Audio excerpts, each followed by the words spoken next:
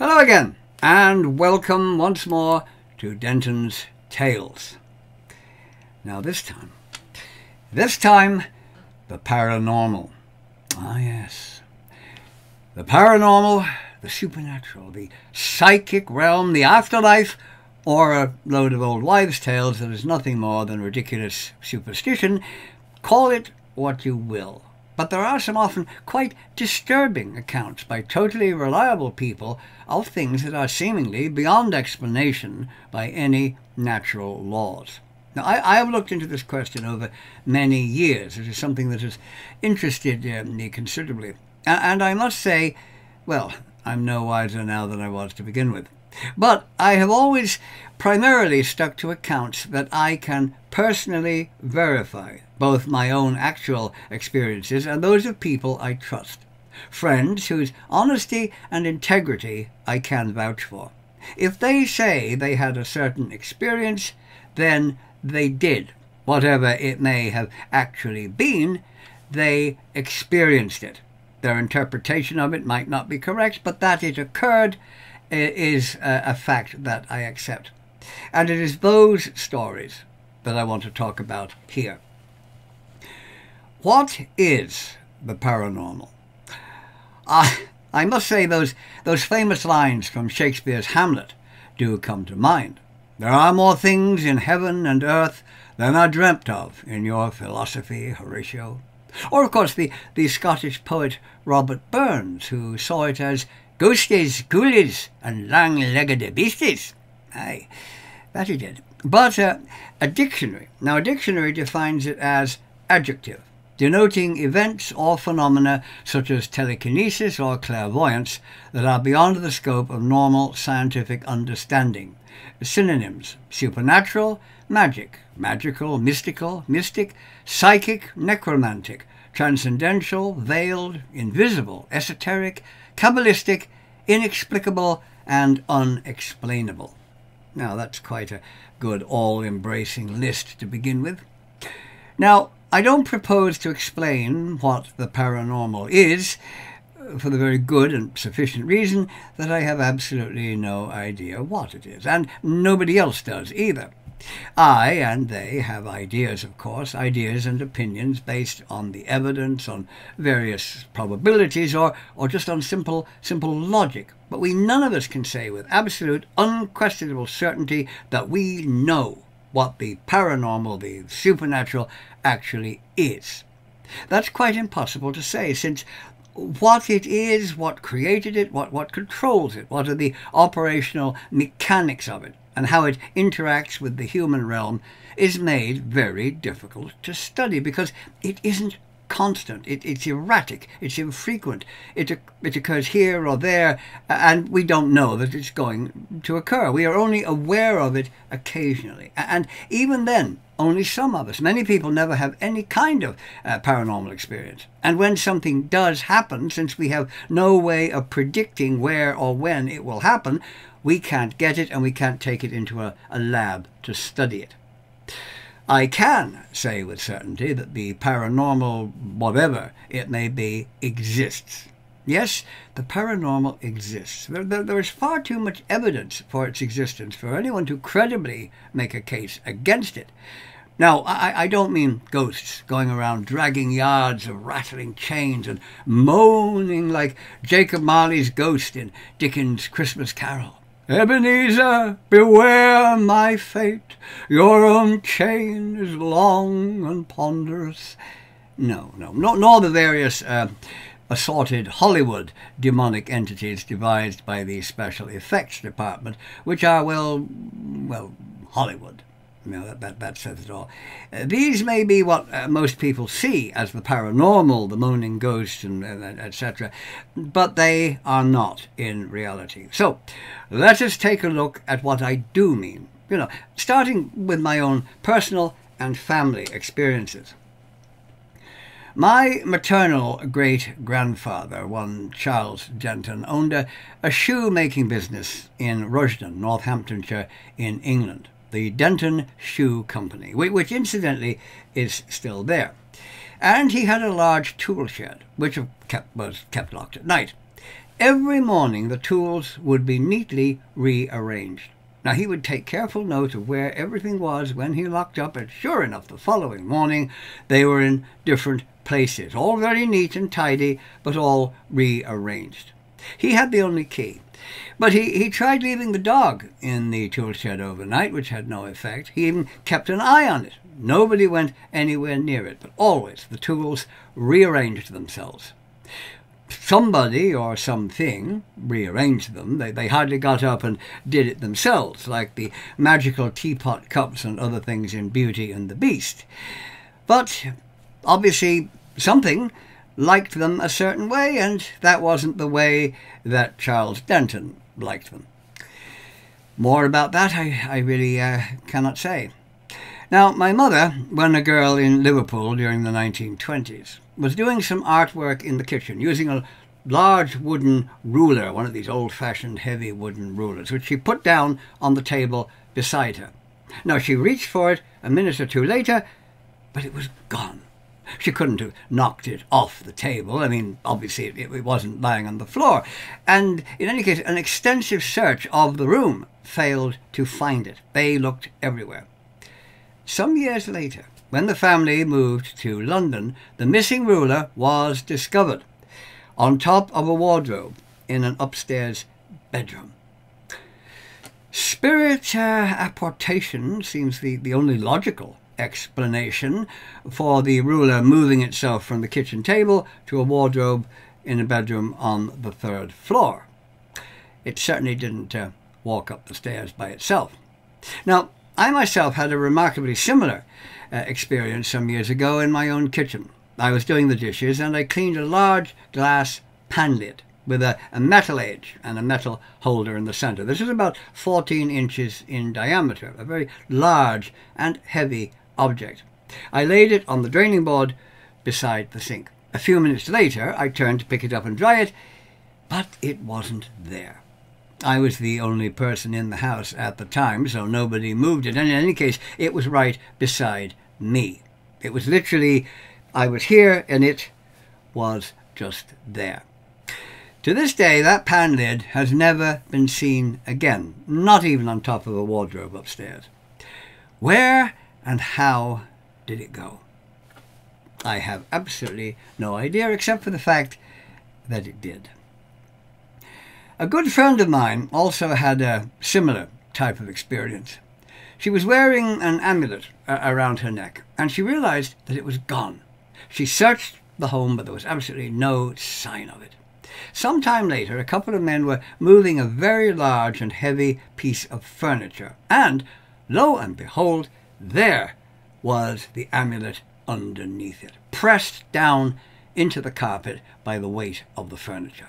Yes, carpet, deep carpet, into which the furniture had sunk, as heavy furniture does on carpet. So it would have been quite impossible for the amulet to have fallen and been kicked or bounced underneath the piece of furniture. It had to have been put there by something. By what? Well, your guess is as good as mine, and I really can't guess at all.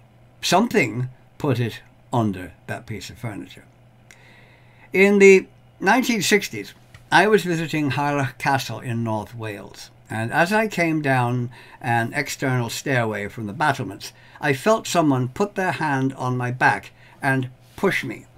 Now, luckily, I only stumbled a bit. I didn't fall, which would have been, well, not very pleasant, because it would have resulted in a 50-foot drop straight down to the stone courtyard.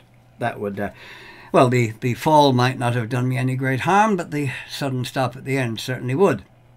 Harlech Castle gave me very unpleasant feelings. It didn't have a nice air to it. I didn't like it at all, and presumably it felt the same way about me.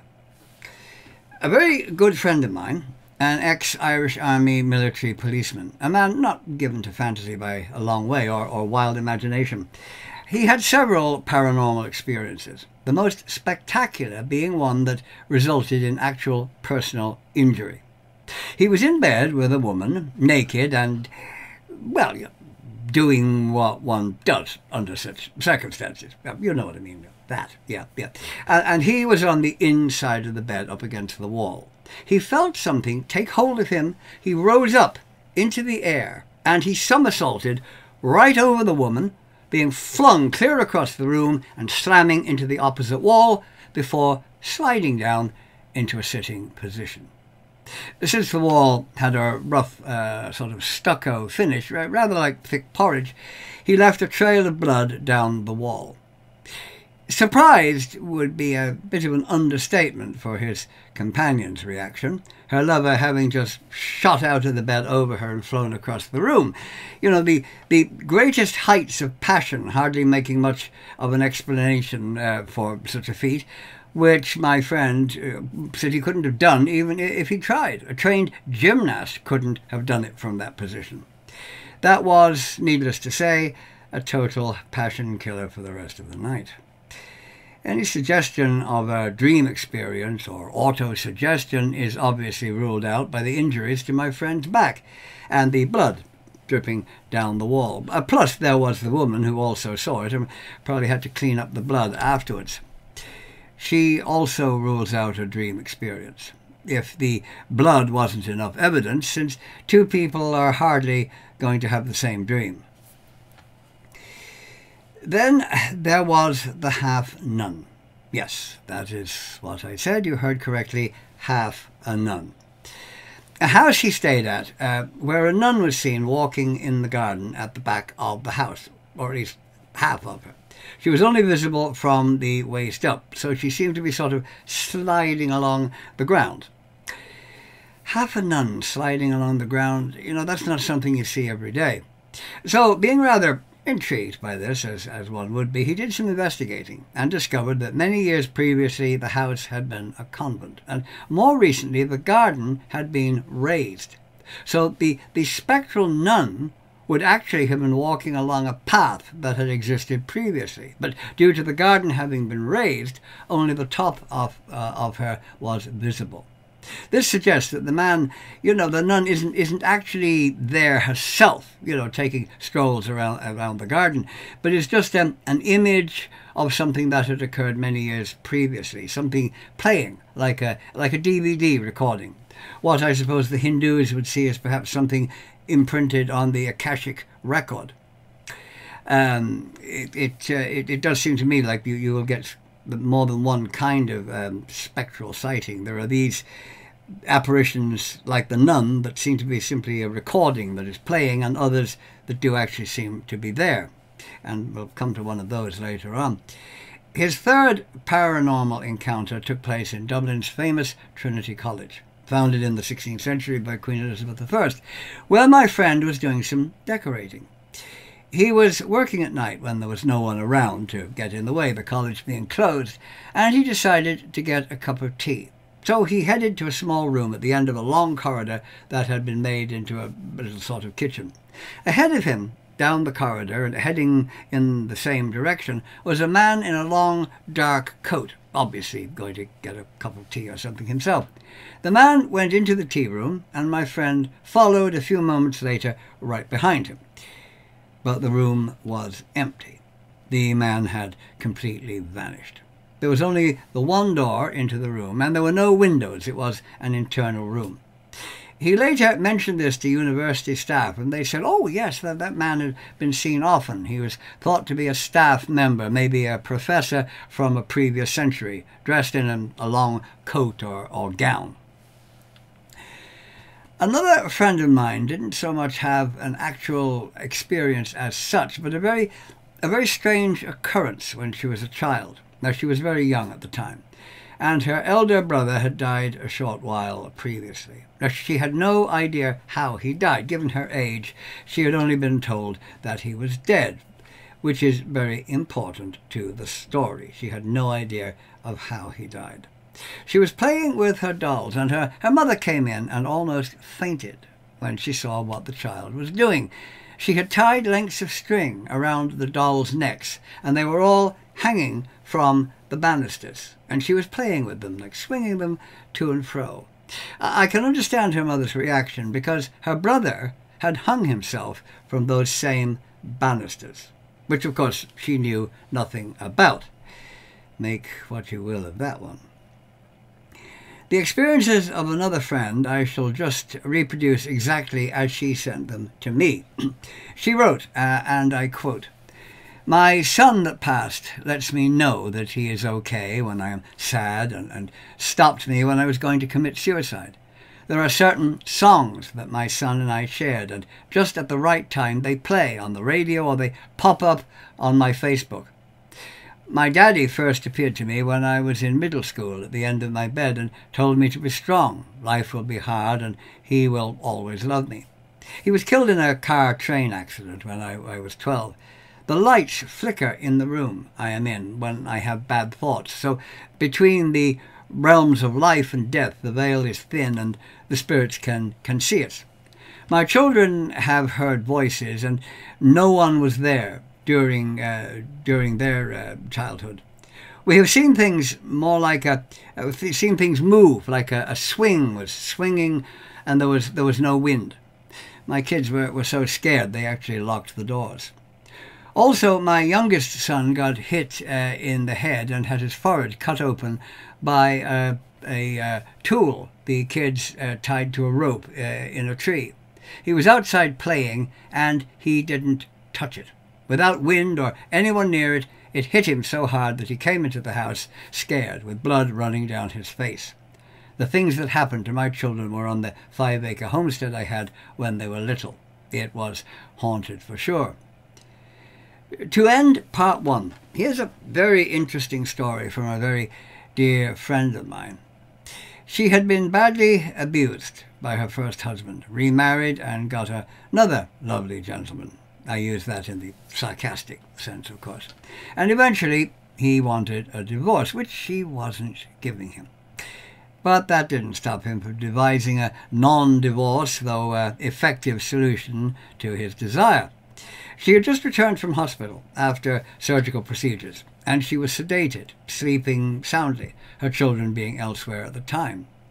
Definitely not a contender for Husband of the Year, he set the house on fire. And being an ex-firefighter, he knew how to set it so it spread very rapidly, and the house was soon in flames. My friend, sound asleep in her sedated state, heard her grandmother's voice. Now, her grandmother had died 4 years previously, but she heard her voice distinctly calling her name, saying, "Wake up, wake up, wake up." Before she even opened her eyes, she could hear the crackling of the fire, roused herself, and just barely got out of the house as it filled with smoke. And within minutes, the entire house was fully involved. Everything in it that was combustible was destroyed. In the bedroom, the bed was reduced to the wire in the mattress. Everything was charred and black except a white Bible that someone had given her, which had been on the floor beside the now non-existent bed. It was completely unharmed, lying there amid the destruction. I asked her, was there anything that protected it? And this is what she wrote, and I quote, "No, it was on the floor next to my side of the bed, which was reduced to charcoal and wire springs. Anything left unburned in the house was absolutely soaked or melted. Some pots, pans, other things survived, but only my Bible in that room. Everything else on the floor or in dressers was just incinerated. The phone in the kitchen, 20 feet away, melted down the wall. I learned about how most folks don't burn, they suffocate. The smoke was really just starting to accumulate, and within about 2 minutes, the entire house was full. Total blindness. I was outside. I was scared for my life after that. Kept very quiet. The fire chief ruled dryer wiring. I had no idea, but a lady whose son was friends with him told me. She said, 'Get away now.' I was so shocked and terrified. It was awful to realize that someone wants you gone that badly. So this husband was actually after the husband I left for extreme domestic violence. I had 2 holy terrors back to back." Make what you will of all that. Did the pyromaniac husband face justice for arson and attempted murder, you ask? No, you see, his father was a prominent official with plenty of connections to the right people, and he took the fire inspector aside for a little chat, resulting in an accidental ignition of wiring in a dryer being put down as the cause.